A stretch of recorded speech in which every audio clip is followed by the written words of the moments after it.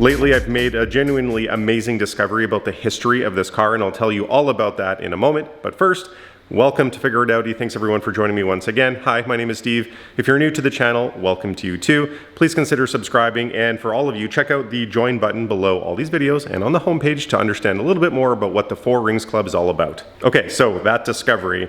Basically, I've owned this 25 Quattro S4 for about 3 years now, and such is the case when you buy a car that's been owned by multiple rounds of enthusiasts and mechanics, which is what the previous owner directly before me was.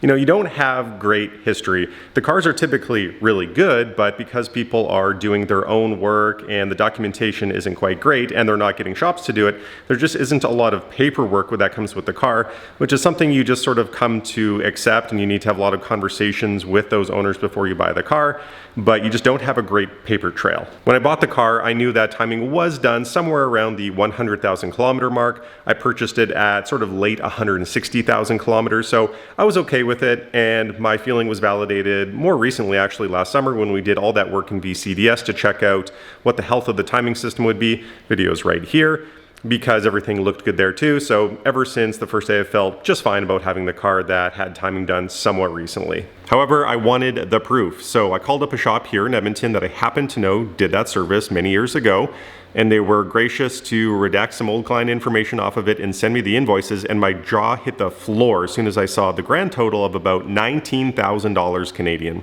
Then of course I scrolled up to the top to figure out what the hell happened there, and in the service notes it basically said the owner came in, the car was majorly low on power, so of course they did a compression test, found that there was almost no compression in a whole number of cylinders, and after a little bit more teardown they found that the cylinders were scored, which is unfortunately a thing that happens to a lot of these 4.2s, and the original motor on this 25 Quattro succumbed to that unfortunate fate. So the very first line item on the invoice for about $14,000 was that the owner opted to go for a brand new long block. So on one hand, I'm almost a little bit embarrassed to not know that history when I bought the car, but on the other hand, who cares? Because I've been handed an absolute gem of a gift here. Like, we're looking at a car that only has about 180,000 kilometers on the chassis now, but 100,000 on the engine.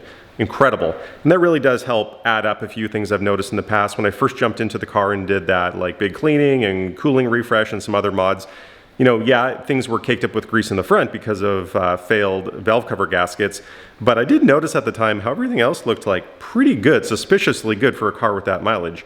Well, now we know. But since that time, and for all of my ownership, there's been this teeny little oil leak that I've all but ignored. It's essentially like a drop a day, and it only collects on the belly pan and never even hits the ground, and I just wipe it up once in a while from the belly pan. And it's coming right where the transmission meets the, there's a little adapter plate basically between the transmission and the back of the engine timing cover. I think it's just seeping out there. Likely it's a rear main seal, or potentially it's just the rear timing covers themselves that have leaked a little bit over time. But now that I see how fresh everything is, and I've sort of like rejuvenated my interest in really making sure this car goes the absolute distance, I want to dive in and take care of some really important things. So in this video, and maybe a few more that follow it, what we're going to do is the full timing, the rear main seal, and go around the block and do a full inspection and little touch-ups on all the things that I didn't quite get to in the past, plus a whole bunch of small but mighty fixes around the chassis, the exterior, and the interior too. And when I'm done, we'll make sure that the 25 Quattro can be enjoyed for many, many more years to come, and just generally avoid that very unfortunate fate of so many 4.2s these days where they just get neglected and it's expensive to maintain them. They just degrade and get parted out, and we just lose so many great cars. In a minute, I will get to work. We got to strip off a couple extra things on the block here so we can get access to the rear timing cover so we can really see what's going on in there. But just for a second, I wanted to talk about the process that it took to get here. Maybe if you're a non-enthusiast and you've wanted to do the timing on your car before, you've called a shop and you've gotten a quote, maybe that's like $5,000, $6,000, $7,000 to pull the engine, do the timing, and reinstall it. And I know that always seems to be like a major sticker shock type moment, but honestly, I kind of get it. I really do. This is not a joke of a process. And granted, I have experience now working on this platform. I have tools, I have an area to work. You know, I'm a fairly fortunate person that way, but it was still not easy to do this. And that's with all the work that I've done in the past on this car that helped me a huge amount. And again, maybe I'm outing myself for being not quite as good as I think I am, but when I was working on the S8 engine and trans removal, that took me like a month. And that's because I was fighting rust and stripped things and just like old, gross car stuff. It just was a huge pain in the ass, honestly. It's not like I was going slow. I was having a hard time. And that's been the case on the 25 Quattro too. remember back to that first video where I did the cooling refresh, like I was fighting so many little pieces, but in that process, I learned the car and I also replaced a lot of things and I cleaned a lot of things. And that right there is almost half the battle. There's so many times where, let's say you have like an Allen headed bolt, but it's filled with like sand and grease and stuff like that. You shove your bit in there, go for a turn, and it just starts stripping out, and immediately, oh, there goes half an hour now that you have to extract that bolt, right? That just didn't happen this time because I've done the hard work in the past. A perfect example of that is simply the wiring harness and ECU removal. You know, the very first time I did this was for the Jackal Stage 1 tune. That was before they had the flashing cable where you actually had to replace the ECU that sits in this box right here. Now, of course, to get at the box, you have to remove the windshield wiper so you can actually get past the cowl here and get at some bolts. And the very first time, I had a hell of a time. You know, this nut that sits on the top of the stud was seized, and then the windshield wiper itself was seized onto the stud. It took me hours to get that off before. And then, even when I did get in, the ECU box, as some of you might already know, it has little fasteners on top that don't actually have any way to put like a socket or a screwdriver on. You actually have to take a rotary tool and cut a notch in there so you can put a screwdriver in and then get it out. All of that was hours of work that now helped me do this in about 15 minutes. Okay, time to get back into it. And I am in a little bit of a rush, not crazy, but like it's September now.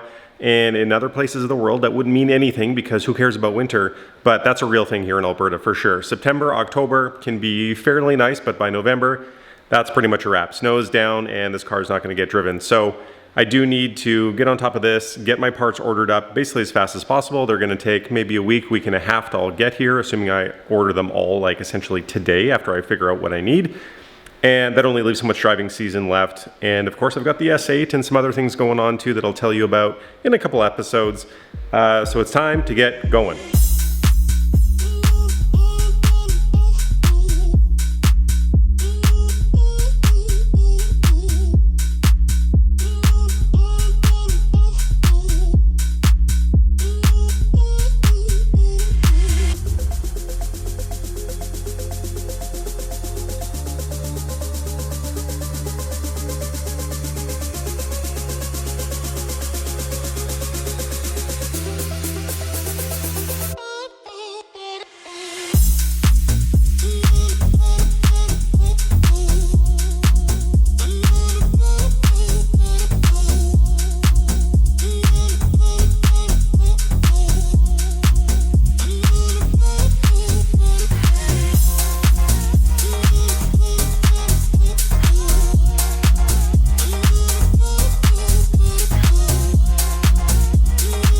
I done good yesterday. It is a slow process at the very end. You don't actually need to take off the exhaust manifold. You can actually sort of like bend the heat plates away and get access to the rear timing cover. But like I said, I'm trying to be extremely thorough. I want to see all the parts of the block that I've never seen before, clean everything, do some inspections. So I took a little extra effort and time. Yeah, I'm working the next evening now. We're going to have a little bit of a night shift going on, and we're finally actually at the fun part. We only have to do basically two things. One is pop off the pressure plate and clutch disc and the dual mass flywheel on the back. And then we're gonna find top dead center on cylinder 5, lock everything in with our timing tools, and then we finally get to see what's behind those covers. Now, of course, there is a factory tool for everything. There is something to hold the flywheel still. It's basically just a little block with some teeth on it that fit into the flywheel teeth, and then a rod that goes into this dowel hole. But truthfully, these little bolts that hold on the pressure plate are only in there at 20 Newton meters, so it really doesn't take much to hold them still. I've got a little pry bar very gently being held into place here, and I should be able to back these off nice and easy. You can actually hear the spring pressure slowly give way. The manual recommends that you only turn 90 degrees of each of these bolts at a time until the entire pressure plate comes off. But that would be boring to watch in real time. What is cool is watching the pressure plate fingers lose tension in time lapse.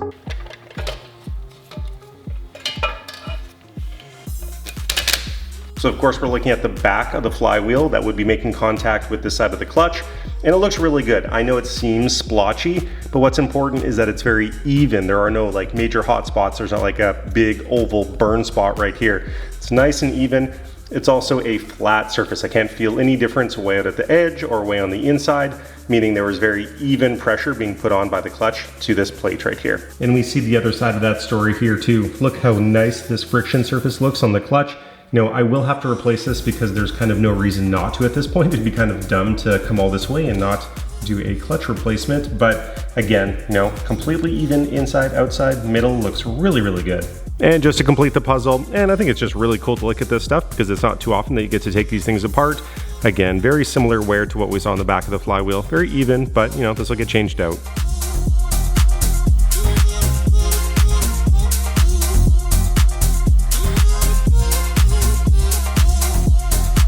My objective here is definitely not to make a video on how to do a timing service on these engines because those videos exist out there. In fact, I'm following them as I go too.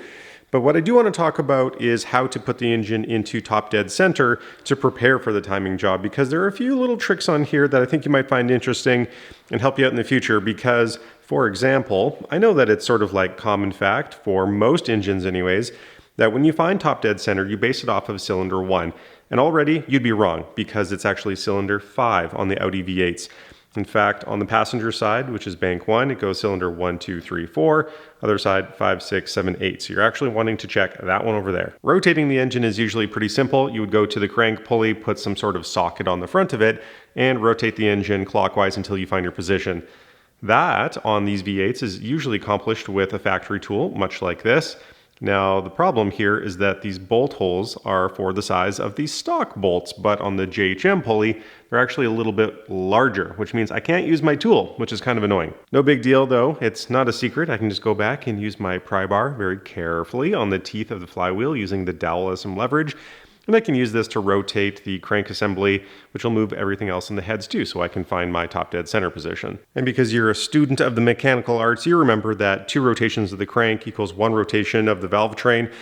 And since I already have the cylinder 5 at top dead center, this is a great example of maybe you just have the valve cover off like this and you don't know what cylinder's in top dead center or which one is close to it. What can you look for to let you know that's the case? Well, look at the cam lobes, right? Up here on number 5, on the intake side, we see our cam lobes are sticking straight up into the sky. So that's definitely an indication that they are not pushing down on the valves. Valves must be closed. And of course, at top dead center, all the valves are closed. So that's good. And then looking down on our exhaust side, it may seem like the exhaust lobe is pushing down, but it's not. There's a little space there. It's not quite making contact, which means all the valves are closed. Great. Meanwhile, on the front of the engine, and of course you can only see this once the valve cover is off, there are 2 little grooves in the front of each of the cams, and you can see that that groove is perfectly flat. Here, I'll tilt the camera with the top of the head, which is a perfect indication that, well, at least you're within 180 degrees, right? The timing is locked up real nice right now, but I just wanted to give you a quick little tip about these cam locking bars. Now, in the JHM video that I'm sure many people will follow to do a timing service on the car, essentially what they say is that if your cam little notches right here are not totally lined up, like one is a little bit more pitched off than the other one, what you can do is just basically take a giant wrench and put it down on this end of the cam and torque it and then slip in your bar. And you know what? I'm sure that's fine.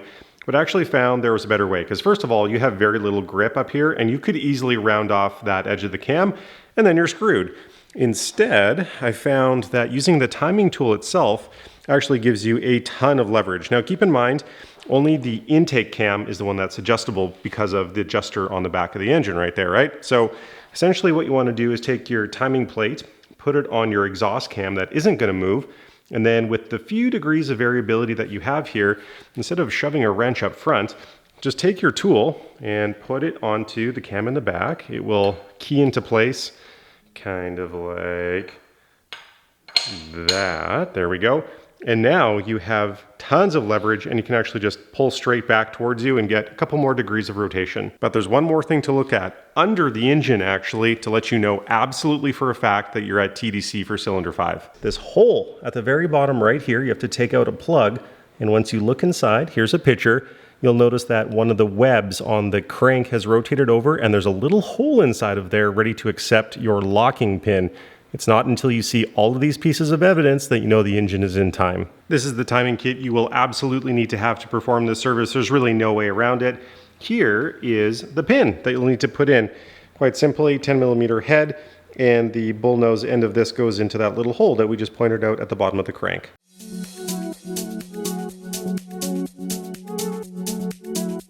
I was so happy as soon as I pulled off the flywheel because I saw greasy spray out of this sort of bottom third on the rear main, which means that was in fact the source of the little oil leak that was right about here for a couple of years, meaning pulling the engine made this, all worthwhile. This is actually the problem we can fix. But the fun's not over, because we are at the best part for any 4.2 chain owner. We get to pull off the rear main timing cover here and look at the whole system. Let's see what's broken and what's not.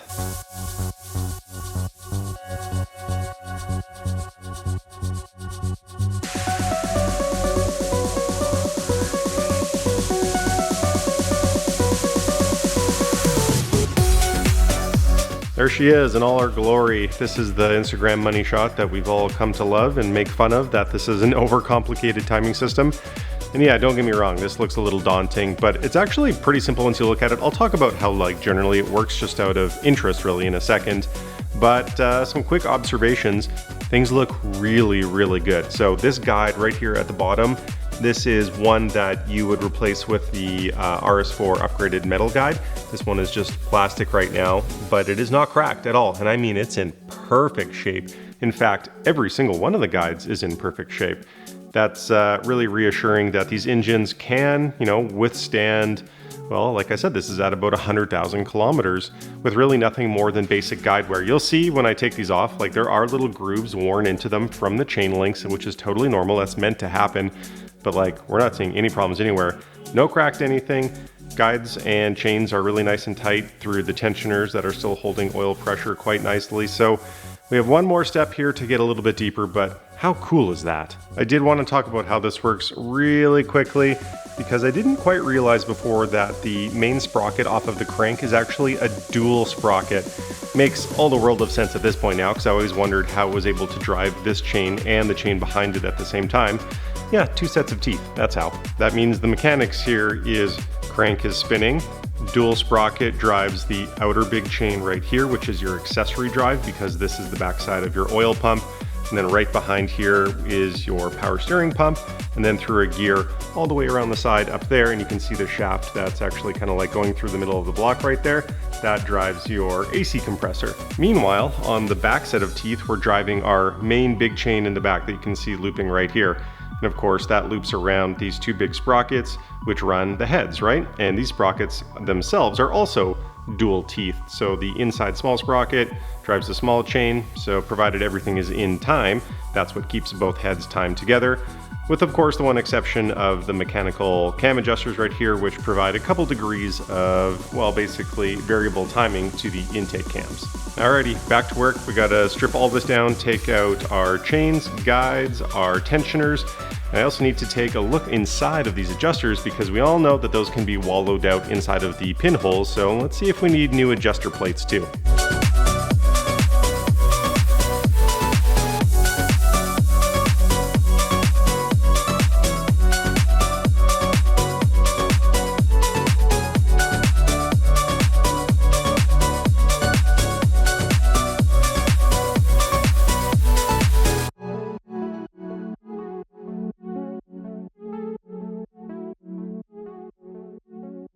You just watched me disassemble the cam adjusters to get at these guys right here, the sprockets. And always of popular intrigue is the little pinholes right here. So when the pin slides and locks into place, it inevitably over time starts wearing off one side of the hole, which you can absolutely see here. Here's a better picture of the passenger side one, and it's a little bit more worn. I would still say these are in great condition overall. I'm sure these had lots of life left in them. And then you can see the driver's side one as well. Kind of the same, but not even as bad. So I'm actually really happy that once again, everything in the engine looks really, really fresh, and kind of speaks to the fact that it was replaced not too long ago. But of course, we wouldn't come this far and not swap out these adjusters for with fresh sprockets, so we'll do that. So I'm finally at the point where I don't need to take any more stuff off of the block. It's really just cleaning. So I will do that, and then I'll catch up with you on the condition of things in a little bit. But first, we do have some other disassembly to get to so I can do my final parts order, which is back on the chassis. And the big thing is, of course, the subframe. You're probably not going to have another opportunity. I don't foresee another time where this engine's going to have to come out of the car. So another opportunity to come and do stuff in this area is unlikely to happen. So the responsible thing to do is basically drop the subframe, because we have sort of two things going on. One, there are pressed in bushings here that are rubber in 4 corners. and they do get a little soft over time. And unless you're going to do like a full subframe removal and suspension to do a future engine out service, this is basically the last chance to do something about those bushings. But also, there's a little bit of rust, which is not surprising, especially in the back there. Things sort of go downhill and get spun up in the wheel well, and it all sort of concentrates back in here. So let's get this thing out of here and do the right thing. Subframe's out over there. Just want to show you down inside of the car here. When you take out the engine the way that I did, the only additional step that you really need to do is pop out the two lower control arms because they tie directly into the bottom of the subframe. And then you should be able to drop it straight down. I have the transmission sort of cross member also attached onto here. Just sort of helps it hold it up on the dolly. But of course, they're two very different parts. Truth be told, the bushings look like they're in great condition, no deterioration, really nice and firm. But I suppose the bigger story here is I can't address the rust with these still in here, and I have inserts coming anyway. So I need to remove them, and that's going to be tricky. There is a tool that's essentially a cup that you can put on the bottom and top and use a threaded rod and just shove them out. What makes the OE bushings a little tricky to work with is the fact that, well, one, they're a single piece, but two, they have sort of like this mushroomed edge here of the rubber that sits on the outside of the subframe hole. So the factory tool is meant to actually just like compress it and slide it in, and I'm not going to be able to do that. So I'm going to have to get destructive, and that's typically the course of action you need to take when you don't have factory tools. That tool is super expensive though. So I'm going to burn them. I'm simply going to cut some of this rubber out and or just like literally light it on fire. And once that's deteriorated, there won't be much, holding me back from pushing this down out the bottom of the subframe. And here's the result. I don't film outside often because it's hard to control the light, but you kind of need to do things like this outside when you're going to burn it apart. I'm not gonna lie, this is probably not the most environmentally friendly way to go about it, but can't argue with the results. The bushings basically fall directly out. You don't have to use a press whatsoever. They just get burnt, and then you can take a hammer and essentially pop out the middle metal part of the bushing, and then just keep the fire up, and the very top part of the mount will essentially just fall right out because there's no lip on the top anymore. You just use a little pry bar like so, and you can just shove it out the bottom. So it's really nice and clean. Easy. The subframe has now been dropped off with Custom Powder Solutions once again here at Edmonton with my man Randy. They were the ones that did the ceramic coating on the downpipes in the last S4 series, and we'll check back with them next episode to see what they've done with the subframe. Meanwhile, I've been going crazy on cleaning, so the entire block and basically every single part that could fit and was safe to put into an ultrasonic cleaner has gone through there, so there's like not a spot of grease or dirt anywhere. Everything's going to go back in absolutely spotless, which really helps my inspection process in the meantime. Speaking of which, I've actually done some cleaning on the timing components too, not because I'm going to reuse them, because you absolutely cannot, but I wanted to show you the condition of the guides because they are unbelievably good. Anyways, let's go take a look. We'll get a better sense from the pictures in a second, but these guides look so good. You can see that the chain, even in the course of about 100,000 kilometers, has barely just started to put some wear, some track marks into the plastic guide. Some a little bit more so than others, but most of them look great. They could have gone a long time. And the two guides that are a little bit more prone to cracking, they look perfect. They were not even close to failing. I also just wanted to point out, responsibility right here. This is what it looks like to follow the manual. This is how many fasteners cannot be reused. The timing bolts are, some of them you can, some of them you cannot. So, some of the timing cover ones you can, and I've cleaned these up already. This is my clean pile. You can reuse to refasten the timing cover, but anything related to tensioners basically, so like the bodies of the mechanical adjusters, that needs new stuff. Every tensioner, the guides sit on dowels which can be reused. But there's a heck of a lot of stuff, especially in the suspension, that you'll be working around as well. It's all got to come off and get replaced. So obviously, one of the huge benefits of doing a project like this is you have an opportunity to see everything that you can't usually get your eyeballs on, not easily anyways. And you need to take the time to, get in all the nooks and crannies. So I took out the two heat shields that typically cover up most of the steering rack because, of course, the steering rack is a huge pain in the ass to remove. When the engine is in the side of the car, normally you have to get in through the driver's side wheel well and just miraculously pull it out or try to service it in the car, which is damn near impossible.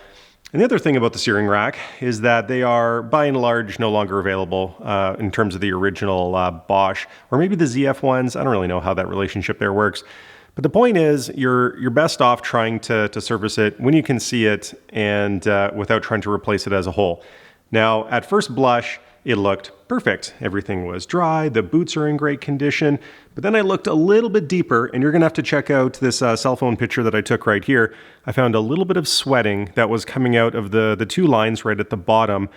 And that was great, because normally if you found a little something under your car, you'd have no idea where that came from. But of course now I can tackle this really easily. Also, small tip, if you ever have the chance to get in here, make sure you do look behind those heat shields, because this entire area on both sides was just loaded full of rocks. I would say about a pound of gravel on each side. Here are those two lines that I removed. Now, of course, I'm pretty lucky because of they are what they are. I didn't have to remove the rack. This is a very external item.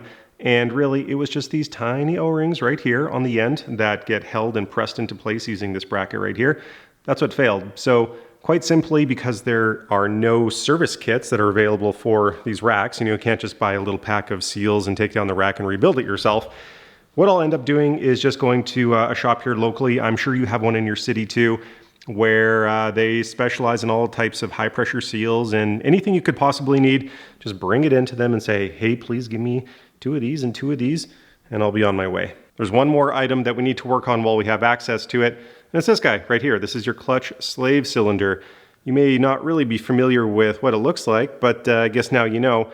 It's fed off of a hose that looks a whole lot like a brake line, because truly they're essentially the same thing. It's a rubber hose that carries brake fluid. In this case, it shares the same system with the brakes.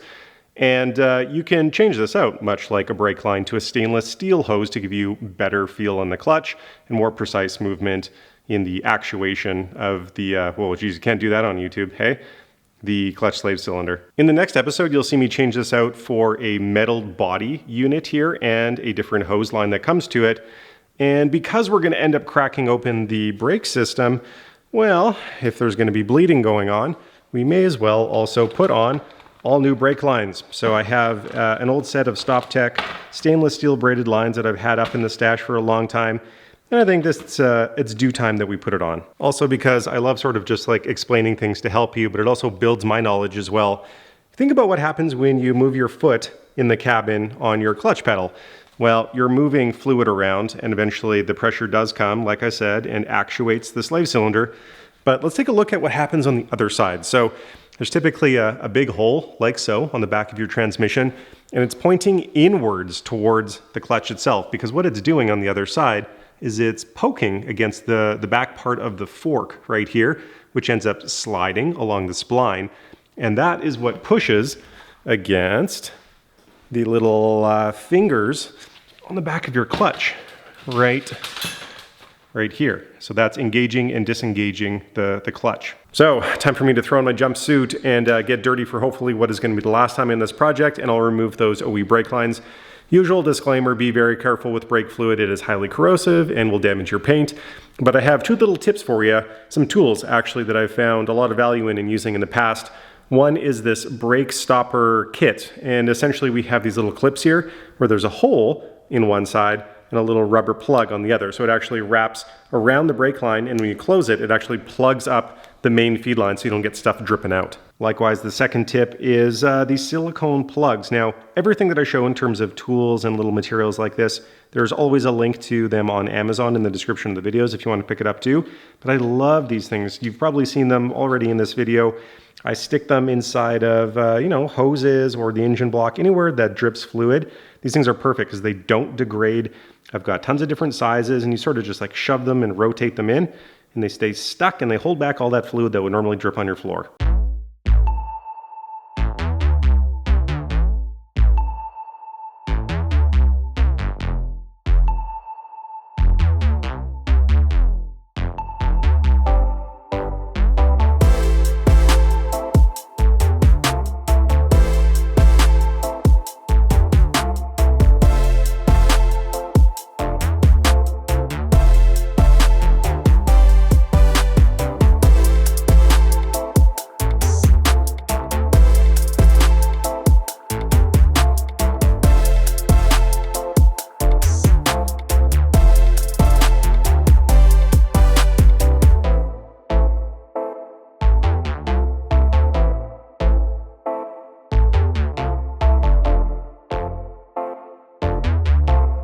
It's the future, an evening, and I want to talk about this brake line project here for a second because It didn't go that well, actually. And the whole point of this channel is that I very candidly share some challenges and the solutions with you, so you can do it better yourself when you do it. But in typical sort of like YouTube fashion, it would normally be explained to you that like for a brake line job, you disconnect the top, disconnect the bottom, swap out the brake lines, and then bleed the whole system. You're done. It is not always that simple. And granted, my car has a little bit more rust on it than average, more so on the rear. Fronts were actually not too bad than your average car that you might find around the world. But like, things happen and you need to be prepared. So anyways, let me show you what's up. Here are my brake lines that came off, and also here is the slave cylinder brake line. That one's just fine. But the top of the rears, not great. Like you can see, there was pretty heavy corrosion kicked up because these are right kind of behind the fender liner, and they do receive quite a bit of moisture if you drive it in the winter or in the rain or something like that. You can expect this to be the case under your car after, about 150,000 kilometers. I did use every trick in the book. So you can use a small torch, kind of like this right here. This is just a little butane torch, so small flame, and you can actually keep it like very localized and low heat. You can put a little bit onto the flare fitting, and of course penetrant oil, and even between some of the penetrant and heat, you can also take the edge of like a wrench or something like that and just give a little tap right on the line where the rubber line meets the hard flare fitting. Just something to get a little vibration in there and try to break loose those bonds. Lots of little things before you start wrenching on it. But even with all of that and my line wrenches to make lots of good contact on there, the rear right on the passenger side did not want to go. It starts with 11 millimeters of a nut, and then slowly it turned into a shiny circle that was not quite a 10 mil, so that didn't get me anywhere. It was just rounded off. I was toast. That was until a friend told me about the channel lock nut buster. And if you take a look at this thing, look at the opening. So unlike a normal wrench where it's essentially flat on both sides, the top part of this is rounded, which is great because it wraps around what's left of the nut and it can apply a lot of force on there, and you can actually still turn that fastener loose, and it totally worked. However, the downside is that the flare fitting itself in the back here, she's dead. This needs to be officially mended, which means that I either need to cut the brake line and patch in a new section, which is going to be a little tricky with how much space I have here, or I actually need to remove this long length of brake line from the car, and that's going to be just a little tricky because it runs the full length and up over the fuel filter, and I think it might wrap up above the subframe and all the way to the front. So I still think it's important that we talk about this stuff because this is a very real scenario that you could run into too, and we don't need to hide the fact that it happened. We'll tackle this next episode and I'll share my solution with you. Now, brake lines aside, because this applies to anywhere on your car where you need to torque down something that's rather small with a small number of Newton meters, typically, sometimes even inch pounds, is this right here. This is a micrometer torque wrench. It's 1/4 inch drive, and it's just really important to have these things on hand because typically we're using giant torque wrenches that are like, 10 to 120 foot-pounds, and it's really hard to dial in those little numbers. Now, of course, there are like fancy digital torque wrenches that are like $700, $1,000 that can do everything under the sun, including degree turns.